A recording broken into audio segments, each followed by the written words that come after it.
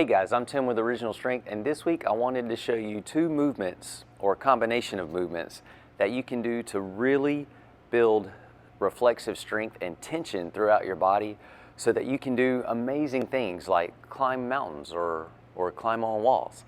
I had a couple of climbers write in on the YouTube channel to ask, what movements would I do if I were trying to help climbers strengthen their bodies and tie their bodies together. And two movements came to mind, and I'm going to show you both of them. One is wall walking with your feet on the wall, and I've shown this before, but I absolutely love this drill for building whole body tension.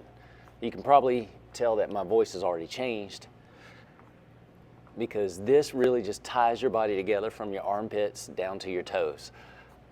And you can put your feet, the lower you put your feet on the wall, the more you have to wedge your body into the wall with your hands, and you can create an appreciable amount of tension.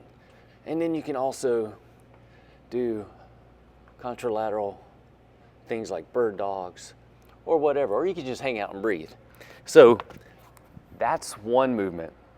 And there's so many different things you can do with that, but again, you'll feel strong. It'll glue you together. Now, the other movement is just like that, but the reverse. And it requires a little bit more tension, and it gives you more strength up through your shoulders. So when I'm doing the wall walk with my feet on the wall, the pressure's coming up horizontally through my body. But if I reverse it and I walk down the wall, now the pressure is more vertical through my shoulders, and man, you can really feel your shoulder blades connect to your body. And here you can just hang out and breathe, or you can try to do one arm at a time. The thing here is you want to make sure your hands are firmly pressed into the wall and that your feet have traction, because you don't want to slip out and have to go see your dentist.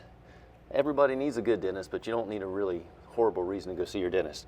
So here, you can hang out and breathe, or you can try to move on the wall, which is a whole other thing.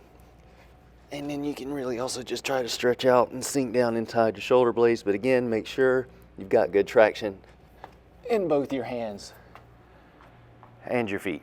Anyway, those two movements, just hanging out and spending time on the wall. The climber's plank is what I'm calling that. The climber's plank. Or it could be the Superman plank. Anyway, they're great ways you'll just feel strength from your armpits down through your pelvis, down through your toes, up through your hands, depending on which one you're doing.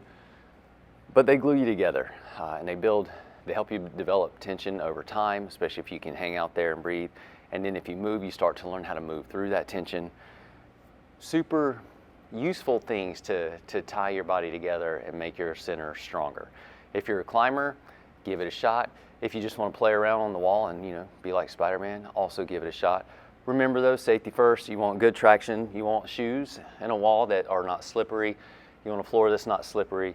It's okay to throw a mat down under your face if you want to try the hands on the wall. Just take care of yourself. Don't be crazy, and give it a shot if you're curious. You don't have to do this. You can always just do a regular plank or a crawl to develop insane strength throughout your body. I'm a huge fan of crawling, and that one's pretty low stress, low threat. All right, guys, I'm Tim with Original Strength, and we'll see you next time.